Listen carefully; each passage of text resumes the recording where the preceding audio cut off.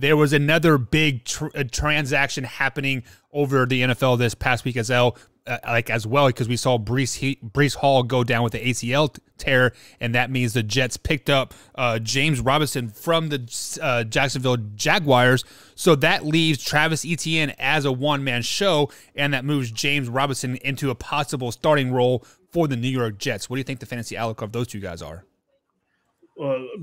Upside for both. Like, at the start of the season, Etienne didn't look comfortable. And I had said that. I'm like, I had picked up James Robinson, and I had been starting him for the first few weeks.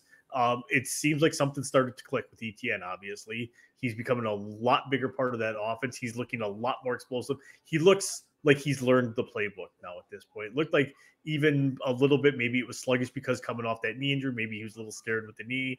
He's got a little more confidence in it now, and all of a sudden he's starting to run like the Etienne that he was at Clemson. I think he's got a great fantasy outlook because he's a clear-cut number one right now.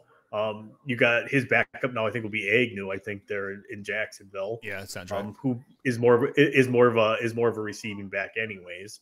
So I think it's great for Etienne. I think it's a good move for James Robinson as well. The bigger story on that one for me though is Michael Carter didn't look terrible for the Jets last year and played halfway decent.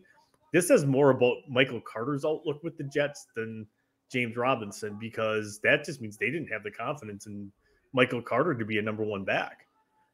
James Robinson's going to step in there, probably be their number one back right from the get-go. And he gives Zach Wilson a dump-off option, which is he's like the king of. He's like a new version of Alex Smith or Cam Newton, because he can't throw it down the field. For as much of an arm as he got, he doesn't throw it down the field a whole lot. But it gives him another weapon, especially with the unknown at the wide receiver position with the Jets. I mean, they're shopping Mims and Moore both right now, and those are both very recent wide receiver draft picks for them. Yeah. So, there's something going on with the Jets right now too. So, to me, because they don't have the great wide receiver depth or really great wide receivers outside of Corey Davis, who's average at best right now, it makes James Robinson that much more valuable because he's versatile. All right.